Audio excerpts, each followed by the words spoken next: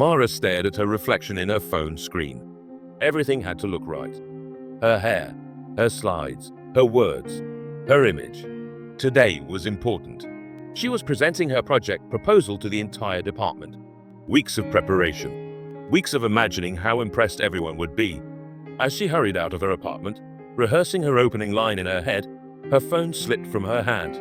It hit the concrete, face down. Her heart dropped before she even picked it up. A thin crack stretched diagonally across the screen like a lightning bolt. It wasn't shattered, but it was obvious. Ugly. Permanent. "This can't be happening," she whispered. The cracked screen felt like a crack in her confidence. She imagined people noticing, judging, whispering. If she can't even take care of her phone, how can she handle big projects? The whole train ride to work, she stared at the fracture. It distorted her reflection. By the time she arrived at the office, her mood had darkened. Her perfect day was ruined. Before the presentation, she stopped by a small tea corner near the lobby. An older maintenance worker named Lolo Ben was slowly pouring hot water into a cup. He noticed her sigh. "Big day?" he asked gently. She nodded and held up her phone. And now this.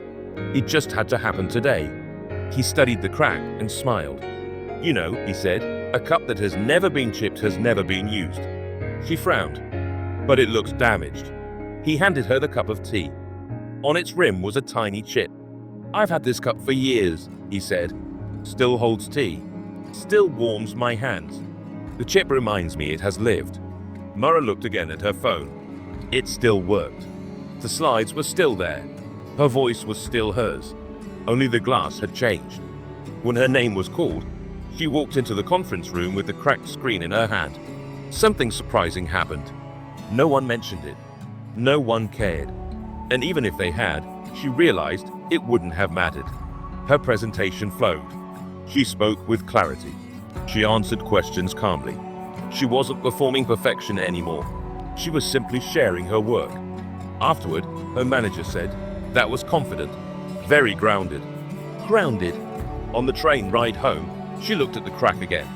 This time, she didn't see damage. She saw a reminder. Perfection is fragile, but presence is powerful. The screen was cracked. She wasn't. And for the first time in a long time, that felt enough.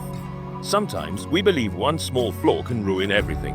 A mistake, a bad day, a crack in the glass.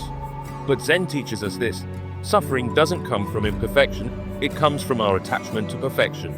The crack didn't weaken Mara. Her fear of being imperfect did. Your flaws don't cancel your value. Your mistakes don't erase your progress. Like a chipped cup that still holds tea, you are still capable, still worthy, still enough. So the next time life leaves a crack in your plans, don't panic. Pause. Breathe. Continue. If this story spoke to you, take a moment to like this video and subscribe for more Zen-inspired motivational stories. Let's grow stronger, not by becoming perfect, but by becoming present.